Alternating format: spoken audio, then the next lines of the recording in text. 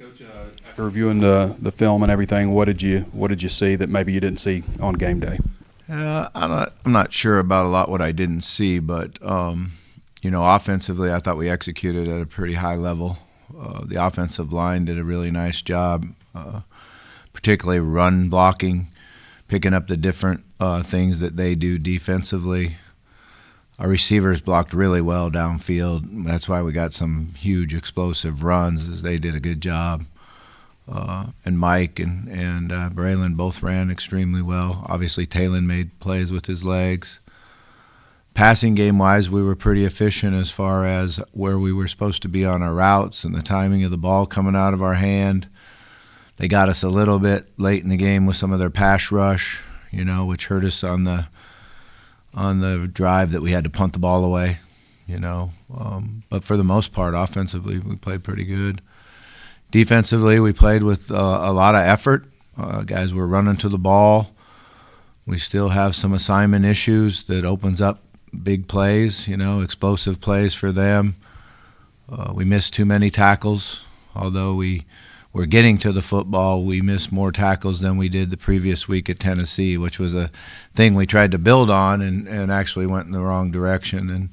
But some of that is the guys we're trying to tackle too. That's a good football team. A&M's a good football team, experienced O-line.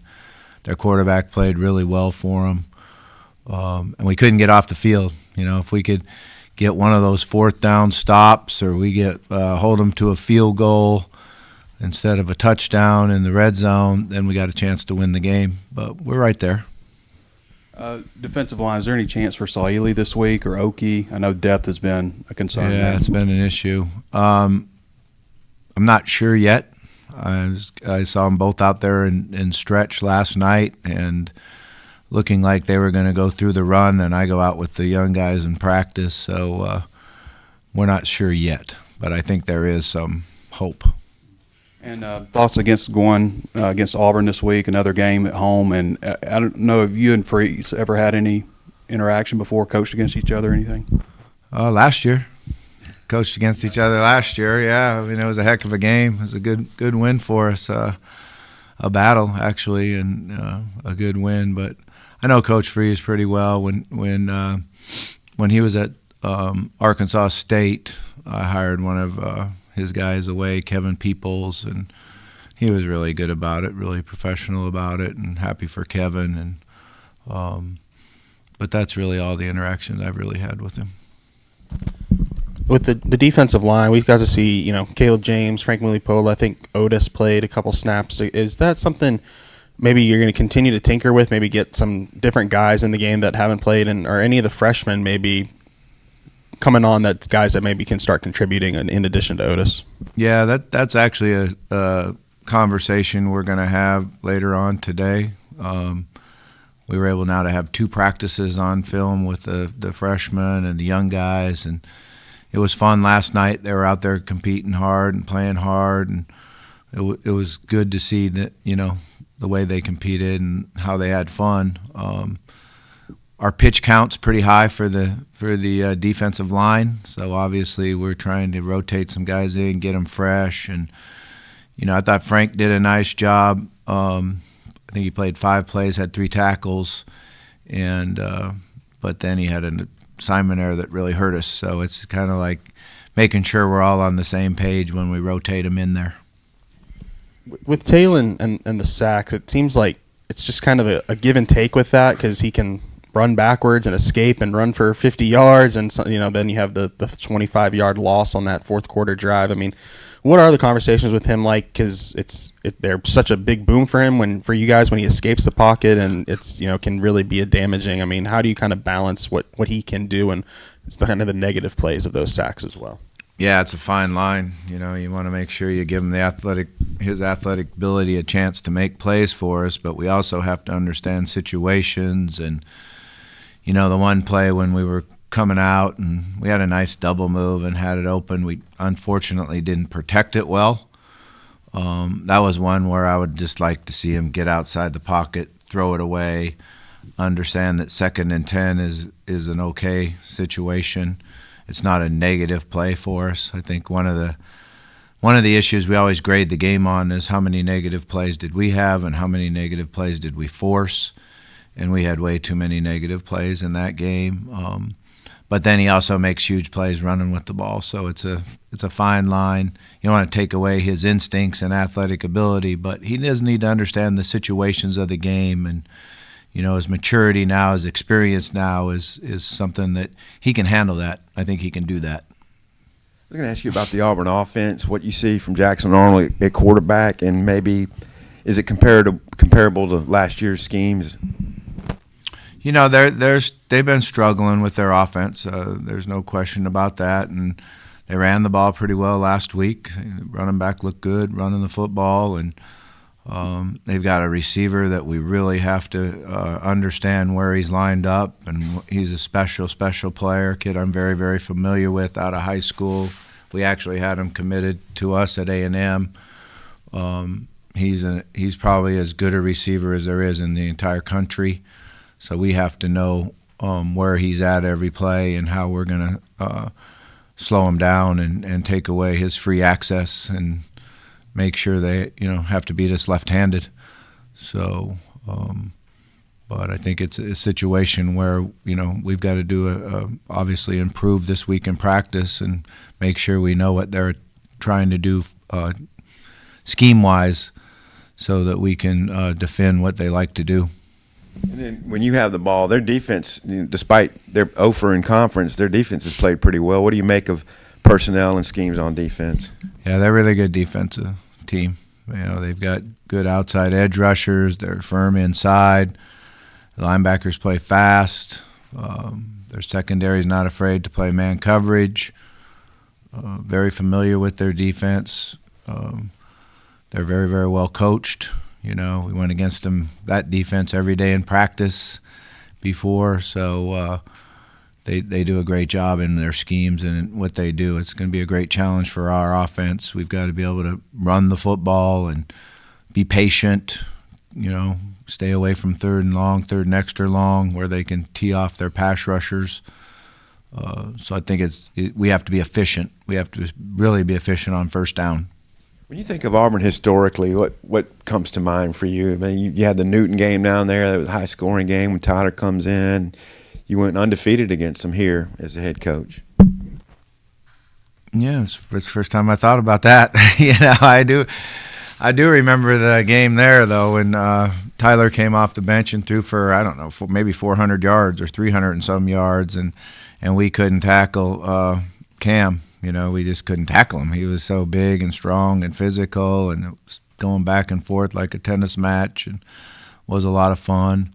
I was an assistant coach there for a year and had a great time there as an assistant coach, and working for our is he a senator now, Tuberville? Working for our Senator Tuberville was a lot of fun and enjoyed it. But I think it's going to be a good football game, and we've got to find a way to win. With Phillip Lee's low snap count on Saturday, I was just curious if he's dealing with something that's keeping him limited. No, he's healthy. It was just a situation where we didn't play a lot of our NASCAR or 4 fast guys on the field, which he did the week before. Their personnel groupings were very much in what we call 12 personnel, 2 tight ends on the field. Sometimes they had 3 tight ends on the field. They did a little bit more what you call 20 personnel, 2 backs, 3 wide receivers on the field. So we were actually in base defense a lot more than you usually are. It was kind of an unusual game as far as the number of snaps. We were in base, nickel, or dime. So it was kind of matching their personnel and seeing what we could do as far as that. That's why you saw Charlie Collins on the field more. He played some outside linebacker / defensive end for us, and he did a good job at times and made some mistakes at times, but it was good to see him out there. I think he's got a guy that's going to have a really good future here after this year. On top of good run blocking, what do you think is clicking for Mike, especially over these last 2 games? He's seeing things really well. He's become a better player before he gets the ball. That's one of the things that really helps running backs improve. Kobe Smith's done a great job with his tracks, his first step, where his shoulders are. Whenever you become really good before you get the ball, then your vision opens up and your landmarks are better and you see the blocks and make quick cuts. And his improvement on that in the last 3 weeks has been tremendous and has helped him, tremendously. And then just his explosion and speed is, something he's always had.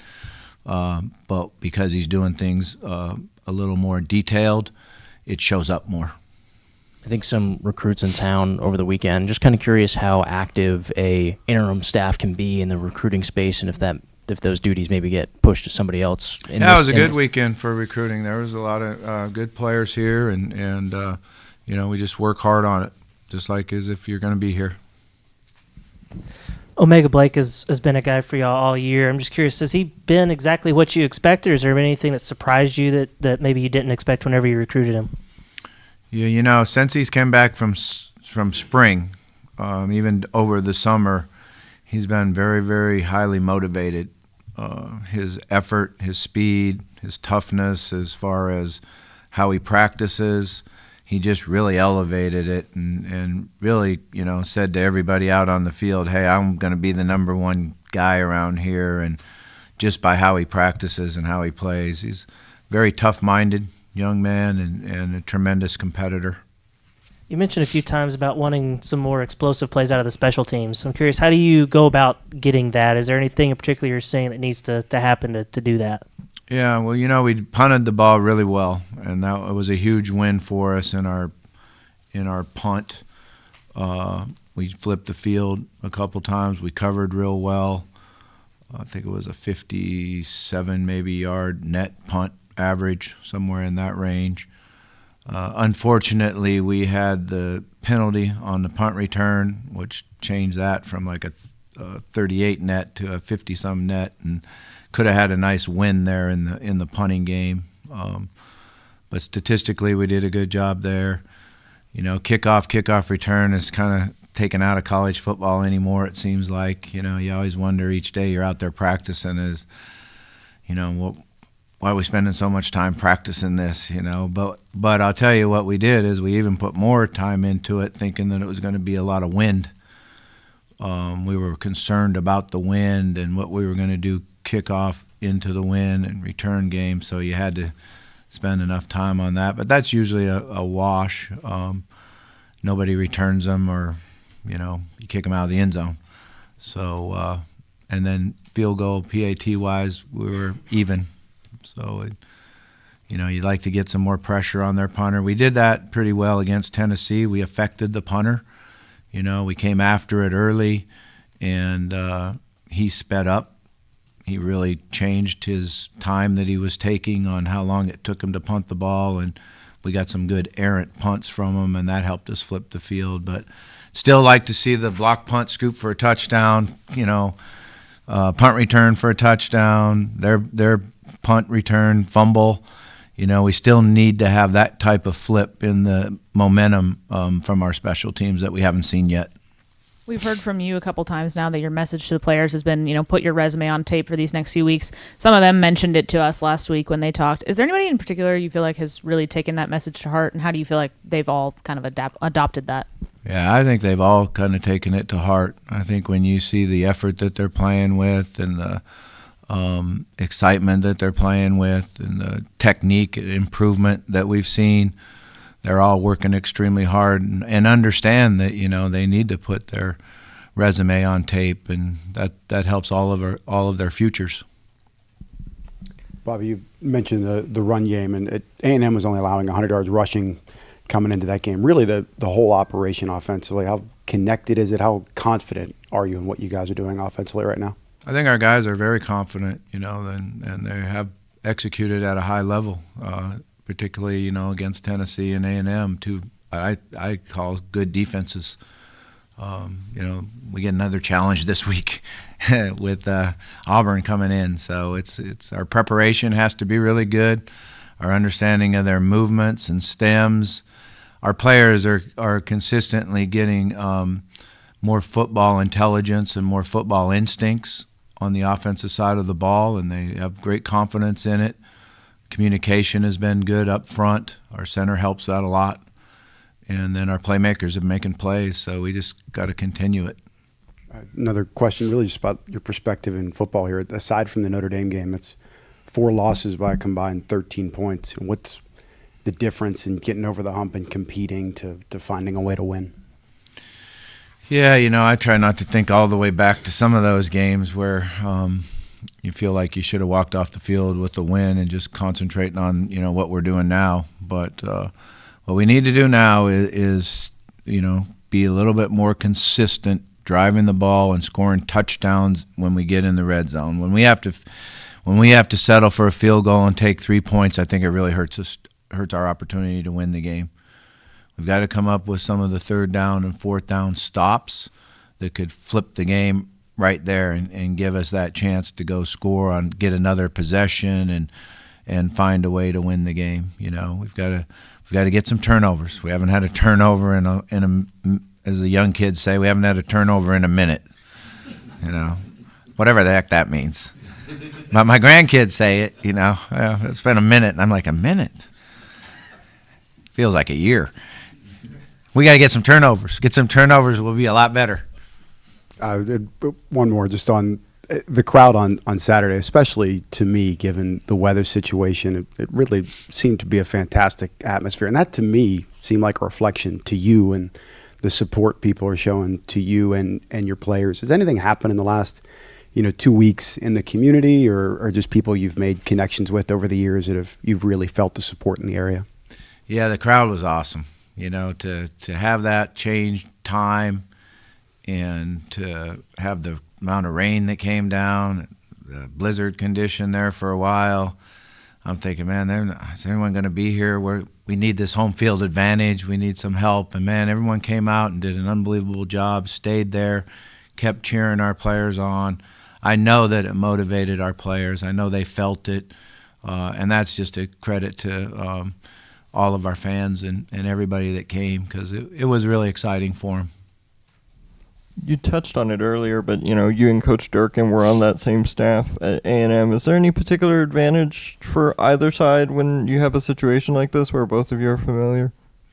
I don't know if there's an advantage, and we've changed a lot from when I was at A&M because there's certain things at A&M that quarterback-wise were different, and things you could do.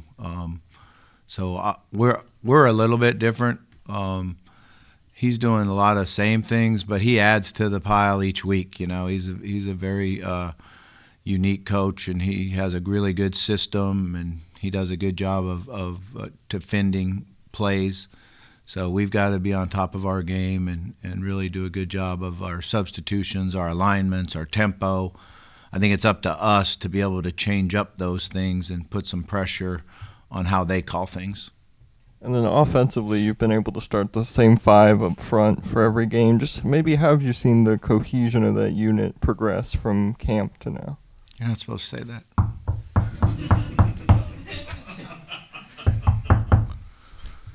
No, they've done a nice job. I think it starts with our center being able to understand the offense and know the calls and know how to make the calls and get it communicated.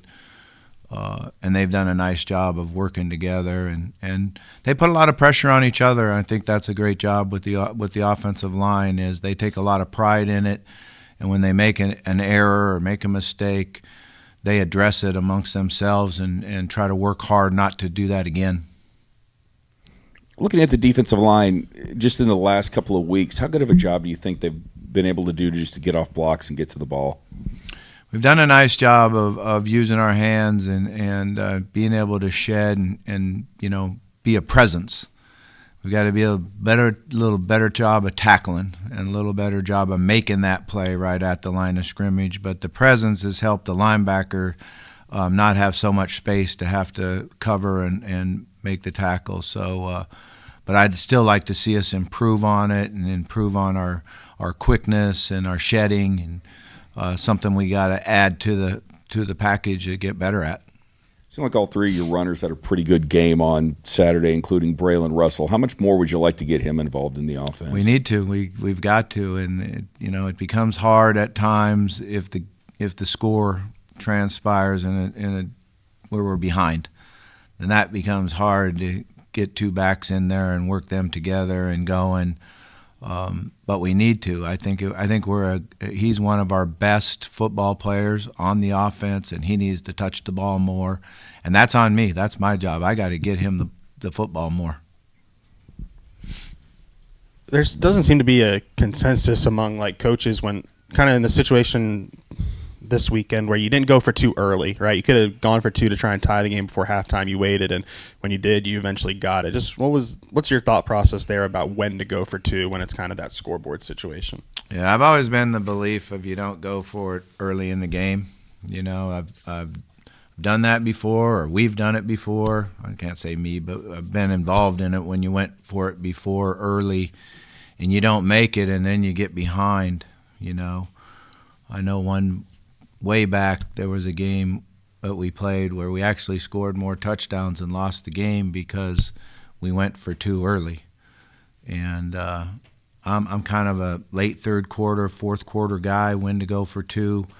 I know the other night, every time we score, upstairs says, the chart says go for two. And I go, 1, 1, 1. And they're like, okay, you ain't listening to me. That's the feeling I get. They're saying upstairs. But we were at a situation where we're down by 4. We need to hold them to a field goal. Okay, and if we hold them to a field goal, now it's a 7-point game. We score, kick, and it's a tie. Unfortunately, we didn't hold them to a field goal, so then when we went and scored, now it was time to go for two. It was the right, in my opinion, which take it or leave it, because I don't know, but it was my opinion that we went for two at the right time and got us in a position where we needed a field goal to tie it. When we talked to the players after the game Saturday, I can't remember if it was Xavier or Mike, but one of them pointed to Talon kind of when we asked about keeping this group together, like, why do you guys have such confidence? And they pointed to Talon. I mean, what have you seen from him in this slide that it's not just you, but the players are retaining their confidence in him? I mean, how important is it for the leader to kind of be still relied upon as a leader, given what you guys are going through right now? Yeah. I mean, he leads in a number of ways, on, off the field, how he goes about his business. He's a good role model for a lot of players on our team. And then he goes out there and competes extremely hard and shows toughness and poise. And, he's able to overcome a bad decision here or there and learn from it and then come out and go move the team and get us in the end zone. So he's an easy one to point to. This is our leader of our offense. I was wondering, you touched on the offensive line, but it's such an improvement from where things were last year and even the year before that, before you were here. But Eric Mateos has played a big role in that. I was wondering what you thought about the job that he has done, not only putting this offensive line together, but also establishing depth behind it and some with the younger players. Yeah, he's done a great job recruiting-wise, and the players that we have coming in and the ones that we were able to keep, those guys you got to recruit harder maybe than the ones that you go get. And I like the depth we have behind it. We've got a good young crew coming up. So I think there's some real stability there. And, it's a credit to how well he has done recruiting and his communication and respect that the players have for him. 11:45, your first morning kickoff as interim coach. What changes for you guys, moving meetings around or anything like that?